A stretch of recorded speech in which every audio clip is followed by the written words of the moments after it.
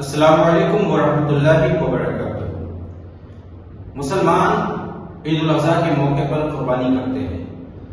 کیا صرف اور صرف مسلمانوں کو اس سے فائدہ حاصل ہوتا ہے یا پھر دوسرے لوگ بھی اس سے فائدہ اٹھاتے ہیں؟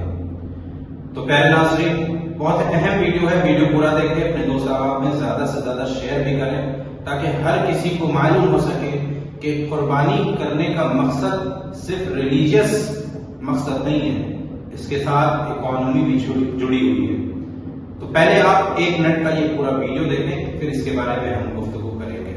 چلیے بات کرتے ہیں عید الاضحیٰ کا ایفیکٹ انڈین اکانومی پہ کیا ہوتا ہے۔ انڈیا میں 20 کروڑ سے زیادہ مسلمان بقرعید منائیں گے۔ چلیے مان لیتے ہیں صرف 10% مسلمان ہی قربانی کریں گے، اس میں وہ کم سے کم 10,000 روپے کا ایک بکرا لیتے ہیں، تو 20 کروڑ کا 10% ہوتا ہے 2 کروڑ، اور ہر بکرے کا کم سے کم پرائز 10,000 روپے ہوتا ہے۔ دیٹ مینس 10,000 انٹو 2 کروڑ از 20,000 کروڑ۔ اس کا سیدھا فائدہ کسی چائنیز یا MNC پروڈکٹ کو نہیں بلکہ 100% دیسی گرامین ارتھ ویوستھا کو ہوتا ہے، جس میں صرف اور صرف انڈیا کے کسان آتے ہیں۔ مان لیتے ہیں کہ اگر ایک کسان سال میں 10 بکریاں پالتا ہے، یعنی 2 crore divided by 10 is 20 lakh families employment. اسی کے ساتھ ہر بکرے کا گوشت کم سے کم 20 غریب لوگوں میں بانٹا جاتا ہے، یعنی بقرعید پہ کھانا ملتا ہے 2 کروڑ انٹو 20 از 40 کروڑ پیپل۔ اور یہ بانٹتے وقت غریب لوگوں سے ان کا دھرم نہیں پوچھا جاتا، اس کا فائدہ ہر کمیونٹی کے لوگوں کو ہوتا ہے۔ یعنی صرف بقرعید سے 20,000 کروڑ کا بزنس جنریٹ ہوتا ہے، 40 کروڑ سے زیادہ لوگوں کو فری کھانا ملتا ہے، اور 20 لاکھ سے زیادہ لوگوں کو روزگار ملتا ہے۔ اور یہ اسٹیمیشن کم سے کم رکھا گیا ہے، اگر اصل فگر کی بات کریں گے تو صرف انڈیا میں یہ کیلکولیشن ڈبل ہو جاتی ہے۔ اور یہیں اگر ہم حساب لگائیں انڈیا کے باہر رہنے والے مسلمانوں کا، تو سوچئے گلوبلی اس کا امپیکٹ کیا ہوگا۔ تو اگلی بار اگر آپ سے کوئی سوال کرے کہ قربانی سے کیا فائدہ، تو انہیں نہ صرف ریلیجیس بٹ اکنامیکل بینیفٹس بھی بتائیے۔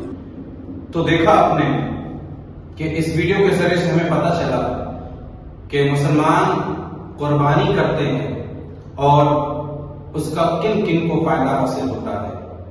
اب جس طرح سے اس ویڈیو میں بتایا گیا کہ تقریباً 20% مسلمان انڈیا کے اندر عید الاضحیٰ مناتے ہیں، جن میں سے ایک ایسٹیمیٹ لگایا تقریباً بتایا گیا کہ 10% مسلمان قربانی کرتے ہیں، اور ان 10% کے مقابلے میں کس طرح سے بتایا گیا کہ بکریاں کتنے کی بکتی ہیں اور کتنے کروڑوں لوگوں کا فائدہ ہوتا ہے، اور یہاں پر کئی ہزار کروڑ کا جو ہے امپلائمنٹ ہوتا ہے، اور اس کے ساتھ ساتھ پھر کس طرح سے لوگوں کو فائدہ حاصل ہوتا ہے۔ یہاں پر صرف اور صرف مسلمان نہیں، دوسرے مذہب کے لوگ بھی فائدہ اٹھاتے ہیں۔